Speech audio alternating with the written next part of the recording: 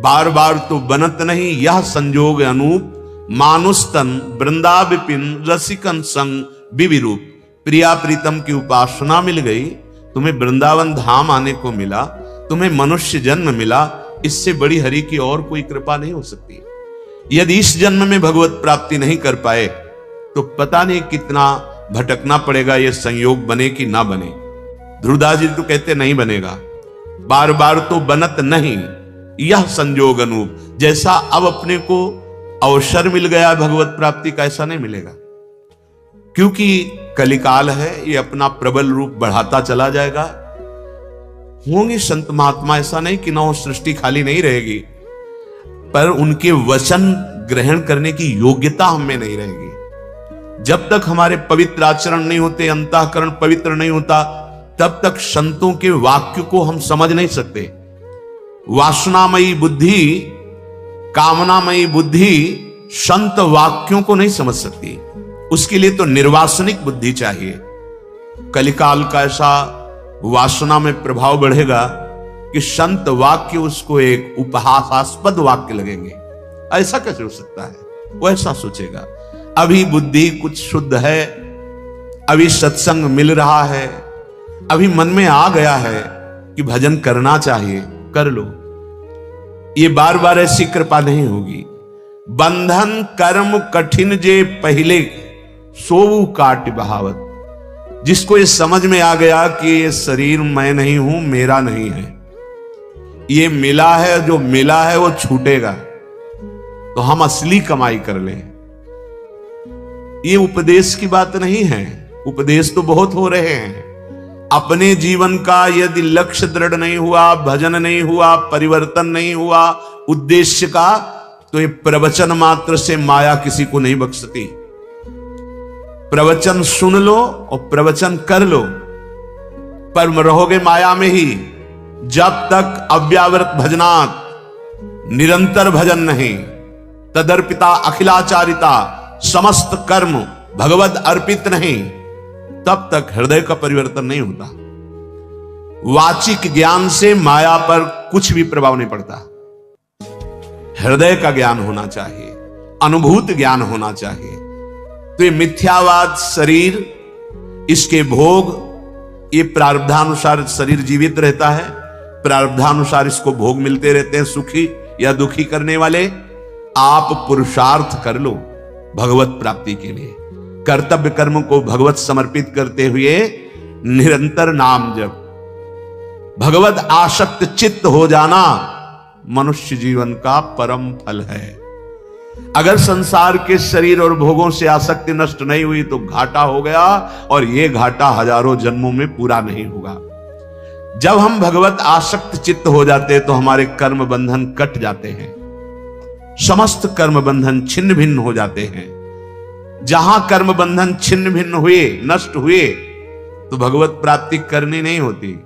भगवान यहीं बैठे हैं, जहां मैं वहीं भगवान, जहां भगवान वहीं मैं प्रकाशित हो गया। अब मैं और भगवान दो नहीं रह जाते, सिर्फ भगवान ही भगवान रह जाते। अंतःकरण भगवत स्वरूप हो जाता है। अपना तो स्वरूप भगवत स्वरूप है ही, अंतःकरण भगवत स्वरूप हो जाता है। श्री सूरदास जी महाराज कहते हैं, यदि आपने इस जन्म में भजन नहीं किया तो तुम्हारा जीवन प्रेत जैसा गया और परिणाम तुम्हें बड़ा दुखद प्राप्त होगा। वही बात श्रीपाद प्रबोधानंद जी महाराज कह रहे हैं कि ये मिथ्या इंद्रियों के विषयों को कब तक भोगते रहोगे। कभी थोड़ा बैठकर एकांत में विचार करो कि बहुत बार भोगा, पर मिला क्या हमें? पर विचार है ही नहीं। विचार तो दूषित हो गए हैं, अपवित्र विचार हो गए हैं। आप ध्यान नहीं दे पा रहे कि आपके समय को केवल नष्ट किया जा रहा है, ये छूटने वाला है।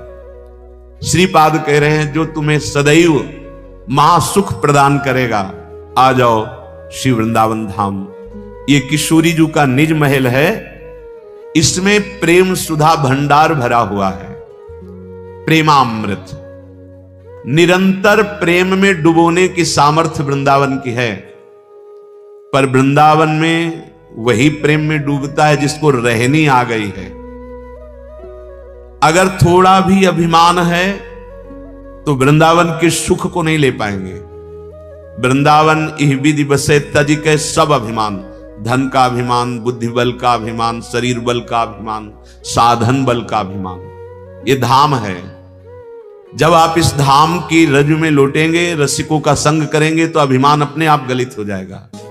सच्ची कहते हैं, हृदय में ऐसी स्थिति आ जाती है कि ना अहम रह जाता है और ना कर्ता रह जाता है, केवल देखता है वो क्या हो रहा है, प्रभु अब क्या करवा रहे हैं, प्रभु क्या बुलवा रहे हैं, प्रभु क्या चिंतन करा रहे हैं, ये देखता है उपासक। जो वृंदावन का कृपा पात्र उपासक होता है, उसमें कर्ता भाव नहीं होता है। कर्ता भाव अहम लय हो जाता है प्रभु के चरणारविंद में, और स्वयं प्रभु उसके हृदय में बैठ करके भागवतिक चेष्टाएं कराते हैं। किंचित मात्र सुसुख वांछा नहीं रह जाती। ये स्थिति धाम प्रदान करता है, और आप ये स्थिति बाहर से प्राप्त कर सकते हैं धाम आश्रित होकर। जैसे पूज्य भाई जी श्री हनुमान प्रसाद पोद्दार जी गीता वाटिका में, पूज्य श्री राधा बाबा जी, आप कहेंगे ये बड़े महापुरुष हैं, तो ये बड़े महापुरुष किनके हुए? प्रभु के। क्या अंश में बड़ाई छोटाई होती है क्या? चींटी में जो अंश है, हाथी में भी वही अंश है, देवराज इंद्र में भी वही अंश है। अंश में कोई फर्क नहीं होता, भगवद अंश समान रूप से होता है। हां, अब उस स्वरूप स्थिति में जागृत कौन हुआ है, ये बात होती है। आप जागृत हो जाएं तो जो भाई जी को प्रियालाल सुख दिए वही आपको देंगे, जो मीरा जी को सुख दिए वही आपको देंगे। पर आप तो सोए हुए हैं मोह निद्रा में, इंद्रियजन्य भोगों में आप आसक्त हैं। जैसे जैसे आपका नाम जब चलेगा, आपको समझाना नहीं पड़ेगा, इंद्रियजन्य भोगों में अरुचि हो जाएगी। लौकिक जितनी सुख सुविधाएं हैं ये स्वयं आपके चरणों में आ जाएंगी, पर आपके हृदय से मात्र चला जाएगा। जहां आपका भजन ठीक से होने लगा, तहां आपकी ऐसी योग्यता बढ़ेगी कि ब्रह्म पदवी भी, जो परमेष्ठी पद, वो भी आपको फीका लगने लगेगा। पर भजन में रुचि नहीं है, भजन करने की हमारे अंदर लगन नहीं है। रोज सत्संग सुनते हैं, रोज सत्संग होता है, नाम की महिमा रोज गाई जाती है, पर आप देखिए अपने हृदय में जांच कर, क्या आप निरंतर नाम जप रहे हैं? क्या आप विषय चिंतन को काट पा रहे हैं?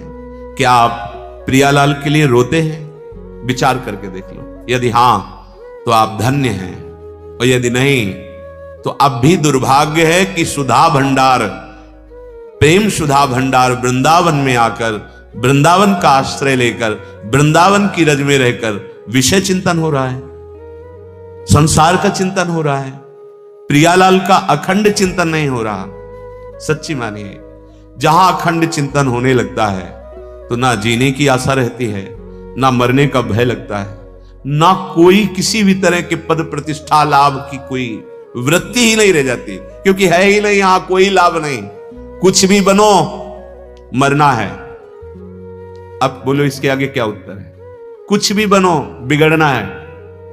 कोई भी उन्नति कर लो, प्रभु से विमुख होकर, पतन है उसका, हाथ में कुछ नहीं आना। कुछ भी बनो, ये इसलिए कह रहा हूं कि आप सावधान हो जाएं और असली कमाई कर लें। श्रीपाद कह रहे हैं, सारम सारंगवत सुंचरो मधुर बने राधिका केली धामनी। हे भाई सारंगवत, भ्रमर बन जाओ राधा नाम के। जैसे भ्रमर पुष्प का पराग पान करता है, ऐसे श्री कृष्ण के हृदय के प्रेम का पराग है ये राधा नाम। सच्ची मानना, ये हृदय की भी बात आचार्य चरण के प्रताप से जो समझ में आई है, सब साधन जहां तक बने हैं वो किए गए हैं भगवत कृपा प्रसाद से। तुम्हारा मन राधा नाम का भ्रमर बन जाए। प्रेम का समुद्र लालजू महाराज हैं, और उस समुद्र का सार प्रिया जो है, और प्रिया लाल दोनों को अधीन कर ले वो राधा नाम है। ये हम किसी संप्रदायवाद या पक्षपात से नहीं कह रहे हैं, मान लो ये हृदय की बात कह रहे हैं। अहो भाग्य जिनको विश्वास हो जाए इस राधा नाम पर। भ्रमर बना दो। भ्रमर की दो वृत्तियां, एक पराग का स्वाद लेना और एक गुंजार करना। राधा नाम का गुंजार होता रहे, इसलिए हर ध्वनि में राधा नाम गाने की अनुमति दे दी है। अगर आपको संसारिक ध्वनियों के गुनगुनाने का स्वभाव बन गया है तो उसमें राधा नाम गुनगुनाओ। राधा नाम ऐसे भ्रमर की तरह गुनगुनाओ कि वो छूटे ना। कोई भी ध्वनि पकड़ लो, राधा राधा राधा राधा राधा। भ्रमर स्वाद लेता है पराग का, तो राधा नाम सुधा रसम रसयुतुम जिह्वास्तु में विभला। ये हित सजनी जो कह रहे हैं, हरिवंश महाप्रभु कह रहे हैं, ये राधा नाम का अमृत स्वाद जे भी तुम्हारी जिह्वा में प्रकट हुआ ते भी नित्य लीला में प्रवेश हो जाएगा। हमारी बात मान लेना। सब जितने मंत्र हैं उनका प्रधान ये राधा है, क्योंकि जितने मंत्र हैं भगवान के हैं, और भगवान भी अपने श्रीमुख से जिस नाम का रसास्वादन लेते हैं वो राधा नाम है। हरि रसना राधा राधा रट। हरि की स्वयं रचना राधा राधा रटती है। अपने जीवन को कर्तव्य में लगाते हुए यदि हम राधा नाम जप करें तो हमें कुछ दुर्लभ नहीं है। श्री भगवान अर्जुन जी को गीता